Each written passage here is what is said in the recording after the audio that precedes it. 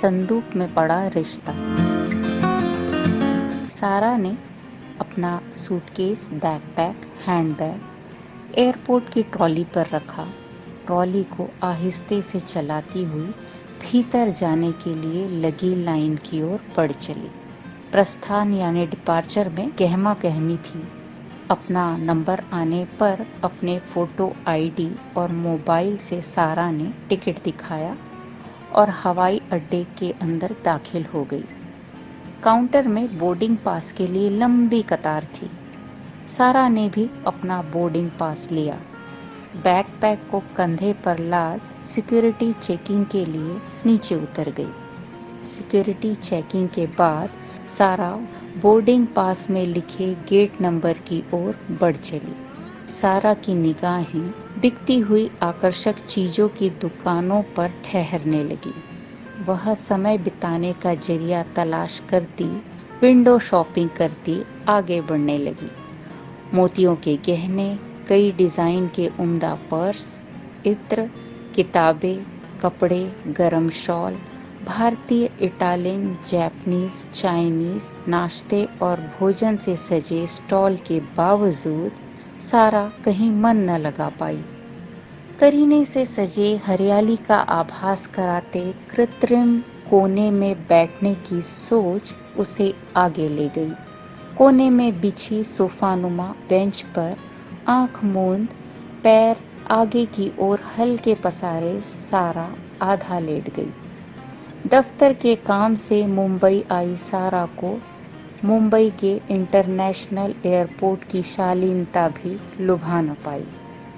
दफ्तर के काम के सिलसिले में अक्सर सारा दिल्ली, हैदराबाद, लखनऊ आती जाती रही है। इस बार उसका मुंबई आना पहली बार ही हुआ। कई कंपनियों के साथ बैठक, काम की असफलता, बहस, उसके अपने काम में दूसरों के तरीके की घुसपैठ ने उसका मन बिखेर दिया। कभी मोबाइल में गाना सुनने की कोशिश करती, कभी व्हाट्सएप के ढेर सारे वीडियो देखती और डिलीट करती जाती। अक्सर वह लैपटॉप पर घुसी फाइल नोट तैयार किया करती थी। 2-3 बार बॉस से फोन पर हुई कहासुनी ने उसे बौखला दिया, जिसने उसका मूड और खराब कर दिया।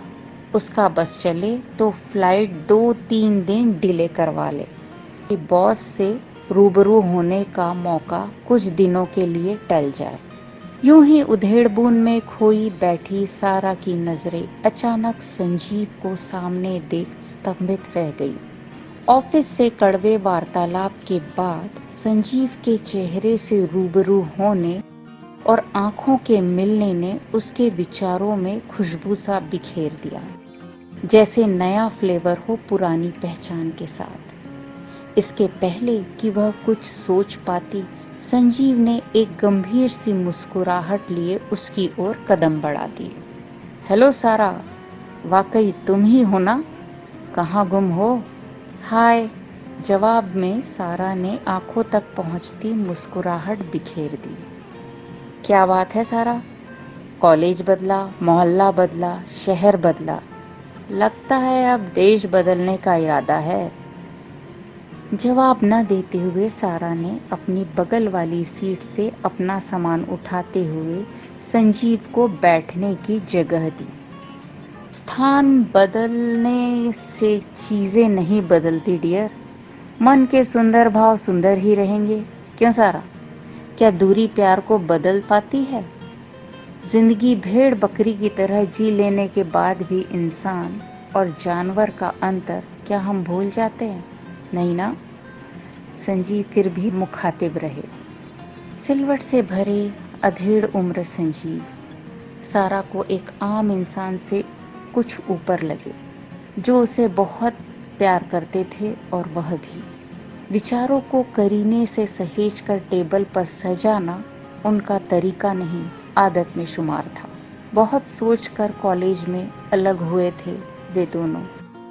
आज यहाँ आकर मिलेंगे, किसने सोचा था? बिछुड़ने के बाद संजीव उसे हमेशा याद आते रहे। अलग होने का पछतावा जैसे कुछ नहीं था, फिर भी दोस्ती की भी आदत हो जाती है। अच्छे दोस्त की आदत आसानी से नहीं छूटती, जिंदगी भर सालती है। शहर में गुम हो भी जाऊं तो भी पता लगाना कठिन तो नहीं होता ना संजीव। इसके बाद भी हम दूर रहे, मर्यादित रहे, चेतना शून्य रहे, इन सब के मायने नहीं खोजना चाहती। दोस्ती की शालीनता इसी में बरकरार रहेगी। पुराने गिले शिकवे हो तो पूछूं संजीव, सच कहो तो अब सोचना ही नहीं चाहती। सोचती हूँ तुम अपनी जिंदगी जीते मस्त होंगे, सच जानने की जरूरत नहीं। अब मिले हो तो उपलब्धियां नहीं गिनाओगे। एक प्रश्न चिन्ह की दृष्टि थी सारा की। मेरे पास बताने के लिए कुछ खास नहीं है संजीव, बस 5-6 प्रमोशन, एक विदेश यात्रा, शादी, बच्चे, पति, नौकरी में व्यस्तता। मैंने हड़बड़ी में नहीं, बहुत साफ साफ चीजें सामने रखी है। पूरी जिंदगी किसी सुख का कोई इंतजार नहीं है, न रहा कभी। खुशियां गिन कर छोड़ आई थी जब प्यार छोड़ा था। सारी खुशियां मुट्ठी में बंद बच्चों की ओर उछाल दी है। अब वे जिएंगे और तुम अपने लिए क्या कुछ सोचा है? अपने वजूद को इस तरह नहीं गला सकती तुम सारा। नहीं गल रही हूं, व्यस्तता जी रही हूं। इसके बिना जिंदगी शून्य में देखना महसूस करती हूं संजीव। तुम खुद से भाग रही हो सारा, मुझसे साझा कर सकती हो अपनी बातें, विचार, जीवन। सारा ने ध्यान अनाउंसमेंट की ओर लगाया और कहने लगी, कौन खुद से भाग पाता है संजीव? मैं तो खुद को सहेज रही हूँ, बस अपने तरीके हैं। याद है सारा, तुमने कहा था हमारी शादी अलग होगी तो क्या, हम तब भी एक रहेंगे। हमारी दोस्ती और हमारे रिश्ते अलग अलग जरूर हैं, लेकिन तुम बिना बताए चली गई। प्यार नहीं तय करता शादी ब्याह, पर प्यार भी क्या हम तय करते हैं सारा। उम्मीद को तरसती एक शाम को जीने सारी जिंदगी, आहों की चादर ताने इस एहसास को शून्य बनाते हैं कि हम जी रहे हैं। कुछ खुशियां नहीं मिलती, कुछ हम लेना नहीं चाहते। जिसने जिंदगी के सुबह की धूप से किरणों को विदा किया हो, उससे पूछिए सूरज कैसा होता है बिना किरणों के।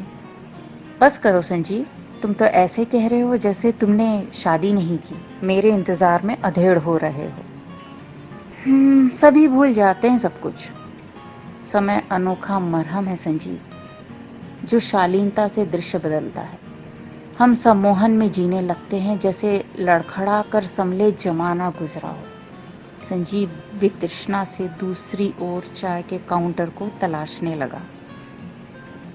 हाँ, की है ना शादी, खुश भी हूं, पर मैं तुम्हें हारता देखना चाहता हूं। जिंदगी 3 अक्षरों का नाम नहीं। पृथ्वी अब भी घूम रही है सारा। मैं कभी कभी वहीं खड़ा हो जाता हूं जहां से हम बिछड़े थे। हाँ, लग भी यही रहा है। मैं तो कहती हूं, जब जिंदगी में आगे बढ़ गए तो पिछली बातें छोड़ क्यों नहीं देते? याद कर लेने से कौन सी पृथ्वी उल्टी घूम जाएगी संजीव? क्या तुम्हें पुरानी यादों से कोई सरोकार नहीं? वे तुम्हें जीने देती है?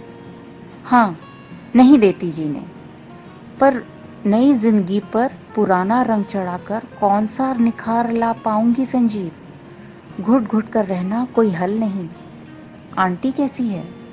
जवाब की अपेक्षा न करते हुए प्रश्न उछालकर सारा परे देखने लगी, लेकिन संजीव ने जवाब देना उचित समझा। अब तक दोनों ने चाय पीते हुए फ्लाइट के 1 घंटा 12 मिनट लेट होने की खबर सुन ली थी। ठीक है, अब बूढ़ी हो चली है, पुरानी यादों को गुनती रहती है। गांव के किसी कोने में बरगद, नीम, बबूल और पीपल के पेड़ तो अब भी खड़े हैं सारा, जहां हम बैठा करते थे। आसमान वही है जिसे हम गोल चक्कर लगाते खेलते हुए घूरा करते थे। बहती हुई हवा अब भी गुनगुनाती है, पर ठहरती नहीं, सीधे निकल जाती है। हमारे शहर और गांव एक ना होते तो शायद हम ना मिलते। याद है हमारे परिवारों का ट्रेन में पहली बार मिलना और फिर हमने थाम ली थी हमारी दोस्ती। याद है हम गौरैया के पीछे कैसे दौड़ा करते थे सारा। अब तो गौरैया भी कम हो गई है शहरों में जिसे हम गिना करते थे।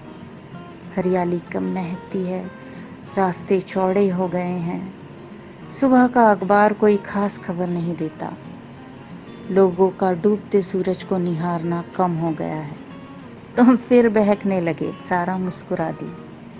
अरे तुम्हें अब तक याद है मेरे अपनी बातों के बीच खेत खलियान और प्रकृति की सुंदर अभिव्यक्ति को तुम सभी अक्सर बहकना कहते थे। संजीव ने खुलकर ठहाका लगाया। हाँ, तुम फिर भी खुद को नहीं रोक पाते थे संजीव, और आज भी बहक रहे हो। सारा को संजीव का खिलखिलाता चेहरा देखना अच्छा लगा। नहीं, अब नहीं बहकता। यह तो मन का संगीत है, बस माहौल देखकर बदल रहा है। तुम मिली और पुरानी धुनें बजने लगी, वरना इतना समय कहाँ। दिन भर ऑफिस का काम सांस लेने नहीं देता। हाँ जानती हूँ संजीव, कंपनी पेमेंट करती है तो मेहनत भी निचोड़ कर लेती है। बिल्कुल सही कह रही हो सारा। सोचना पड़ता है खुद को जीने के लिए वक्त कैसे निकाले। कामों की अधिकता में हम रातों को भी ऑफिस जाने लगे हैं। औरतों की हिम्मत की दाद देनी पड़ेगी। औरतें भी कर लेती है आजकल ओवर टाइम। रातों को कंपनी बस उन्हें घर छोड़ने जाती है। हाँ संजीव, कंपनियां विदेशों से जुड़ रही है, उनके और हमारे टाइम में अंतर है। टाइम में तो फर्क पड़ेगा ही, वरना हम बाहर के क्लाइंट से कैसे जुड़ पाएंगे। नौकरी की सोचे तो औरत और आदमी में फ़र्क बहुत कम रह गया है। सभी सब तरह का जॉब करने लगे हैं। खैर, हम बदलना चाहते हैं या नहीं पता नहीं, फिर भी बदलते जा रहे हैं। स्त्री पुरुष में आज भी समानता नहीं, फिर भी औरतों की पहचान बदल रही है सारा। सिर्फ शादी कर बच्चों की परवरिश आज नहीं है औरतों का जीवन। अच्छा, क्या जानते हो औरतों के बारे में? औरतों के बारे में बहुत कुछ, आंखों ही आंखों में मुस्कुराते हुए संजीव ने कहा। अच्छा, तुम्हारे बारे में ही ले लो सारा।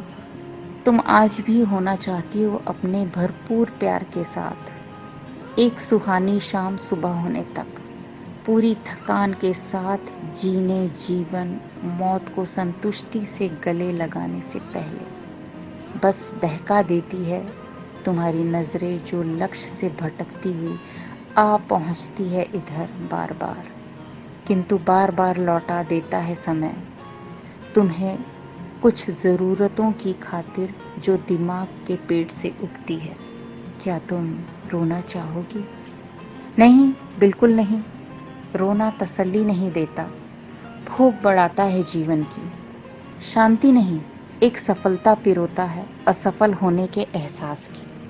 मैंने कुछ पंक्तियां जी है, दूर जाने के बाद भी उनके साथ होते हुए होती रही हूँ तुम्हारे साथ भी, लेकिन न तुम्हारे साथ होती हूँ न उनके। शयन कक्ष के पीछे सभ्यता थी जो मुझे जिलाती रही। मैंने खो दिया सारा प्यार महावरी की तरह बहाते हुए समय। बूंद भर देखनी चाहिए थी दुनिया, उनके पैमानों में पड़ी थी बूंद जो मुझे उठानी थी। वह प्याला अब भी तैर रहा है हवाओं में मेरे नाम की बूंद के साथ। तुम समझ रहे हो ना संजीव, मैं विरक्त नहीं, अतृप्त नहीं, अपनी मर्जी की हूँ। प्यास हो, पानी हो, इच्छा हो, मगर फिर भी चांद और तारे की उगने का समय तो होता है ना। उसे देखना ना देखना, आंखें अपना समय खुद तय करती है। आने वाला पल अवसर देता है और हमें बगिया से फूल चुनना होता है। हम शालीनता से अपना भटकाव या इंतज़ार चुनते हैं और वाकई उसमें अपनी इच्छा जीते हैं। जैसे कोई गाढ़े दूध की चाय पसंद करता है, कोई ब्लैक कॉफ़ी। बीड़ी के धुएं से हर किसी को वितृष्णा नहीं होती। चाशनी की गंध भी कभी कभी कड़वाहट बोती है। हाँ सही है सारा। तो क्या तुम्हारी पसंद, जीने की इच्छा अलग है या थी? क्या समझो? आंटी की संतुष्टि भी तो जरूरी थी संजीव। उनके आंखों में हिंदू मुसलमान वाली वह दहशत नहीं देख पाई मैं। हाँ, माँ ने जिस तरह रिएक्ट किया था, तुम्हें तो चोट पहुंचनी ही थी। हाँ संजीव, मैं सबसे लड़ सकती थी, माँ से नहीं लड़ पाई। इकलौते थे तुम, बिना पिता के। उस पर मुसलमानों के प्रति सशंकित दृष्टि उनकी, ना मैं जवाब दे पाई, ना उन्हें समझा पाई। उनके हर प्रश्न में मुसलमानों के लिए शंकित नफरत नहीं देख पाई मैं। हाँ, याद है, और तुमने उनके सामने हथियार डाल दिए थे। प्यार को बचाने से ज़्यादा माँ की भावनाओं को पोसना जरूरी लगा था संजीव। बचपन से आंटी को तुम्हारे लिए अकेला देखा था। जिस तरह समाज में हिंदू मुसलमान के लिए पनपती दूरी और जहर देखती रही, मेरे आने पर भावनात्मक रूप से हमारे होते हुए भी वे और अकेली हो जाती। हम खुद को समझा सकते हैं, पर इन पुरानी भावनाओं को नहीं। यह सब उस वक्त और कठिन हो जाता है जब हम जानते हैं कि हम इनसे बहुत प्यार करते हैं। हाँ, तुम ठीक कहती हो। तुम चली गई, पर माँ तुम्हें अक्सर याद करती है। अब भी शायद बेटे की सुनी निगाहें पढ़ ली हो। उफ, संभालते ना खुद को संजीव। क्या करूँ सारा, मैं भी तो इंसान हूँ। तुम छुपा नहीं सकती थी, भाग खड़ी हुई। मैं कहाँ जाता? जब प्यार नहीं छुपता तो उदासी कैसे छुपती सारा? अब भी पूर्णिमा कभी कभी पूछ बैठती है, कहाँ खो जाते हो अक्सर? ओह, तुम तो ऐसे कह रहे हो जैसे मैं अकेली हूँ जिसके ख्यालों में खोए रहे। मेरे बाद कई आई होंगी। हाँ, दोस्त तो कई हुए, पर बचपन की बात अलग होती है। पता है सारा, राजीव तुम्हें आज भी याद करता है। तुमने हम दोनों में से राजीव को छोड़कर मुझे चुना था, और फिर मुझे भी छोड़ दिया। क्या पैमाने पसंद नहीं थे, या गंध की कमी थी जो तुम्हें मदहोश करती? वाकई हम नहीं समझे तुम्हें सारा। क्या करोगे समझ के? कुछ बातों से अनजान होना अच्छा होता है। कैसा है राजीव, कहाँ है, क्या कर रहा है इन दिनों? पेरिस गया है दफ्तर के काम से, परसों आ जाएगा। अक्सर आता जाता रहता है। अच्छा है, बहुत जल्द शादी करने वाला है किसी विदेशी से। वाह, बहुत खूब। पिछले साल ही दिल्ली की एक लड़की के पीछे पागल था, अब विदेशी। शादी कर ले तो ये भाग दौड़ बंद हो जाएगी। वाकई सारा, क्या तुम्हारी भी बंद हो गई थी? हाँ, बंद तो जरूर हो गई होगी, पर खुद से भागना शुरू है। संजीव, बस भी करो, कितना सुनाओगे? तुम तो ऐसे सुना रहे हो जैसे मैंने तुम्हें धोखा दिया हो। क्या फर्क पड़ता है, धोखा दिया हो ना दिया हो, सहमति से हुआ हो या ना हुआ हो। आज हम अलग है, यह सच है ना सारा? अच्छा लगा, आज इतने दिनों बाद मिलने के बाद भी हम खुश हैं। कैसे पहचाना कि मैं खुश हूँ? ऐसे कितना समझने लगे हो तुम मुझे? मेरे पास आने की कोशिश भी कर रहे हो, मेरे भीतर के करीब भी। क्या चाहते हो तुम इस वक्त जब देने और खोने को कुछ नहीं बचा? तुम दिल से जी लो एक बार, मुझे खुशी मिलेगी, चाहे दिल चाहे दे। कौन कहता है सिर्फ एहसासों के साथ? सब कुछ तुम्हारे सामने है। मैं पूरा हो जाऊंगा सारा, ये भटकन बंद हो जाएगी। तुम आज भी बहुत साफ साफ रख लेते हो सामने सारी बातें। तुम खुद को प्रस्तुत कर रहे हो मुझे, मेरे लिए। संजीव, मेरी खुशियों के लिए इतने भी परेशान मत हो। हम बिछुड़ने के वक्त भी साथ थे। आज इस मोड़ पर मुझे खुशी नहीं, जिम्मेदारी संतुष्टि देती है। खुशियाँ बहुत पीछे छोड़ आई हूँ। रेत हो या पानी, हाथ में टिकते ज़रूर है जब तक हम चाहें। तरीके ईजाद करने होते हैं, इंसान वह भी सीख जाता है, बस ख्वाहिशें दिल से होनी चाहिए। अब उठिए, फ्लाइट में जाने का वक्त हो गया है। आधे से ज़्यादा लोग जा चुके हैं। सारा और संजीव साथ साथ चल रहे थे। संयोग से सीट भी साथ साथ थी। दोनों ने अपना सामान रखा, अपनी अपनी सीट पर बैठ गए। 19A में सारा और 19C में संजीव। जिंदगी की तरह 19B उनके बीच खाली पड़ी थी। दोनों अपने विचारों में गुम होते हुए भी बतिया रहे थे। बातें बहुत थी जो अधूरी थी, पर समय साथ नहीं था। फ्लाइट की कई और सीटें खाली थी। कंपनी के शेयर, प्रॉफिट लॉस की बात करते समय जल्द बीत गया। समय देखते हुए कुछ देर विचाराधीन रहने के बाद संजीव ने टोका, बेंगलोर में कहाँ हो तुम? फिर कब होगा मिलना? अपना नंबर दे सकती हो? हमारी मुलाकात शायद नहीं हो संजीव। इस रिश्ते को संदूक में पड़े रहने दो। हम नहीं मिलेंगे। जिंदगी है, बह जाने दो। तुम्हारी बातें मेरी समझ में नहीं आ रही है। अपने बारे में नहीं बताया तुमने कुछ? तुम ठीक तो हो? तुम्हारे मम्मी पापा कैसे हैं? संजीव तड़प उठा। अम्मी अब्बू नहीं रहे। कैंसर ने अम्मी को नहीं छोड़ा। अब्बू भी अम्मी को याद करते गुमसुम से चले गए। ओह, आई एम सॉरी सारा। और पति? फ्लाइट रुकने के अनाउंसमेंट ने दोनों का ध्यान भंग किया।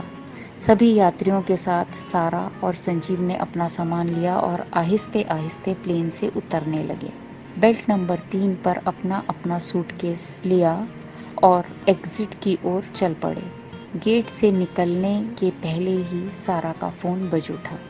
हेलो, हाँ मैं ठीक हूँ। हाँ, एयरपोर्ट से निकल रही हूँ, बस आ रही हूँ। इसके पहले कि संजीव कुछ कहता, सारा आगे बढ़ गई। गेट के बाहर संजीव ने देखा सारा को गले मिलते। संजीव ने बिना बातचीत के निकल जाना ही बेहतर समझा। सोचा पति होंगे और अपना सामान लेकर आगे निकल गया। हेलो मिस्टर संजीव, हमसे नहीं मिलेंगे? I am mister Adil Mohammad Khan.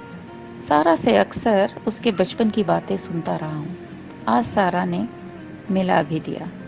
Hello mister Adil, nice to meet you. Sanjeev ने आश्चर्य से मुड़कर हाथ मिलाया। मुझे भी खुशी हुई आपसे मिलकर। क्या हम आपको कहीं छोड़ सकते हैं? साथ ही बातचीत भी हो जाएगी। थैंक्स मिस्टर आदिल, मुझे पिकअप के लिए गाड़ी आ रही है। ओके, अच्छा तो मिलते हैं। Bye bye mister Sanjeev.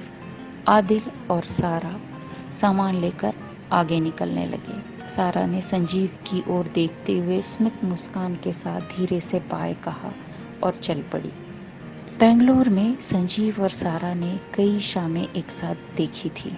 गुजरा वक्त गुजर चुका था। सारा उसकी जिंदगी का कल थी, पूर्णिमा उसका आज है। आज रास्ते अलग हो चुके हैं। वादे के बावजूद सारा और संजीव की दोस्ती है भी और नहीं भी। पूरी हरियाली के साथ बेंगलोर आज भी आकर्षक है। चलते चलते संजीव ने जैसे खुद को याद दिलाया, ओला बुक की और पूर्णिमा को फ़ोन लगाने लगा।